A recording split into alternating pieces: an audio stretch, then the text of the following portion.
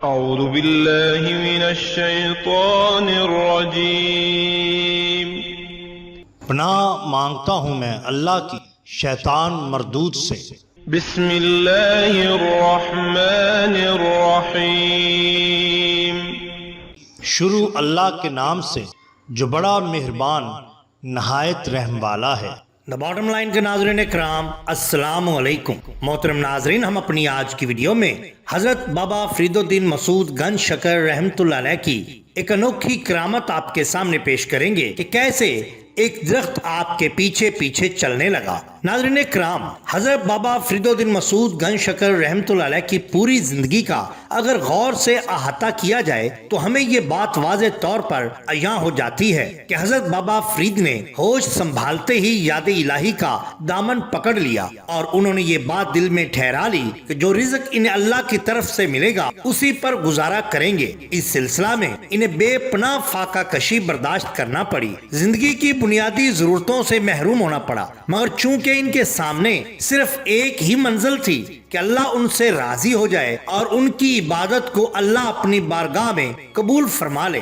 آخر اس تزکیہ نفس کی بنا پر وہ اللہ کے محبوب اور مقرب بندے بن گئے، اور جو ہی اللہ کے قرب میں اضافہ ہوتا گیا اللہ نے انہیں اپنے انعامات سے نواز دیا۔ حضرت بابا فرید کو چونکہ یہ مقام حاصل ہوا ہے، اس لیے ان کے مرکز کو اللہ تعالیٰ نے اپنی نعمتوں کے باعث اہل دنیا میں باعث سکون دامن بنا دیا ہے۔ ان کے آستانہ پر جو بھی غم زدہ اور دنیا کے دکھوں سے مارا ہوا شخص جاتا ہے اس کے دل کو سکون اور امن کی دولت حاصل ہوتی ہے۔ یہ کتنی بڑی شان ہے ناظرین کہ انسان آپ کے آستانہ پر جائے اور اسے اطمینان قلب حاصل ہو جو دنیا کی چیزوں سے کبھی حاصل نہیں ہوتا۔ یہاں ہم آپ کی چند کرامات پیش کر رہے ہیں۔ سیر المشائخ کے مؤلف نے لکھا ہے کہ ایک نوجوان دلی سے چلا اور توبہ کرنے کے ارادے سے حضرت خواجہ فرید الدین مسعود گنج شکر رحمت اللہ علیہ کی خدمت میں پاک پتن کی طرف روانہ ہوا۔ راستے میں ایک فحشا اور گانے والی عورت کے ہمراہ سفر کرنے لگا۔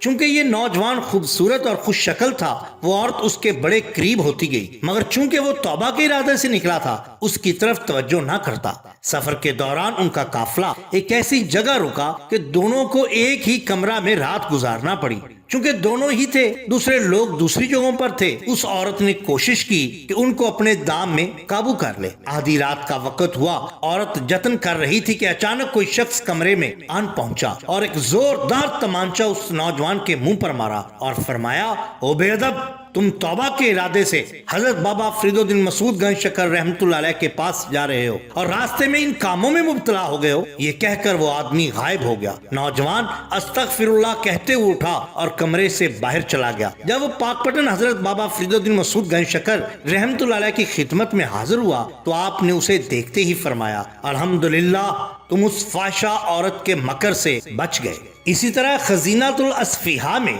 ایک کرامت بابا فرید سے یوں منسوب کی جاتی ہے کہ پاک پٹن کے قریب ایک قصبہ نوشہرہ نامی تھا۔ ایک دن حضرت خواجہ فرید الدین مسعود گنج شکر رحمت اللہ علیہ وہاں تشریف لے گئے۔ آپ نے مسواک کی، مسواک کرنے کے بعد اس مسواک کو اپنے ہاتھ سے زمین میں گاڑ دیا۔ یہ مسواک اسی وقت ایک درخت بن گئی اور بڑا قد آور درخت بن کر وہ لہلہانے لگا۔ جس دن حضرت خواجہ فرید الدین مسعود گنج شکر رحمت اللہ علیہ پاک پٹن کو روانہ ہوئے تو یہ درخت بھی اپنی جڑوں کو سمیٹتے ہوئے حضرت بابا فرید الدین مسعود گنج شکر رحمت اللہ علیہ کے پیچھے پیچھے چل پڑا۔ آپ نے دیکھا تو فرمایا، اسکن یا شجر، یعنی اے شجر، اے درخت، یہیں رک جا۔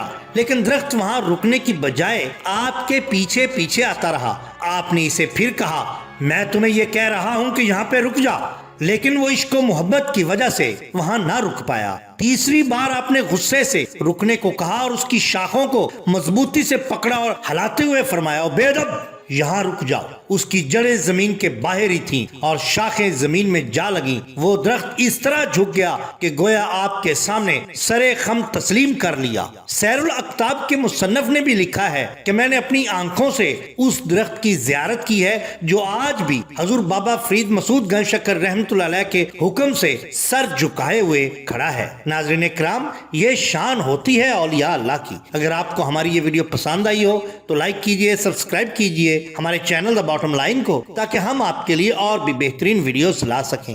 اپنے دوستوں کا، گردنوا کے لوگوں کا بہت خیال رکھیے۔ اللہ اور اللہ کے رسول صلی اللہ علیہ وسلم سے بیعت محبت کیجیے۔ آپ کا بہت شکریہ۔ اللہ حافظ۔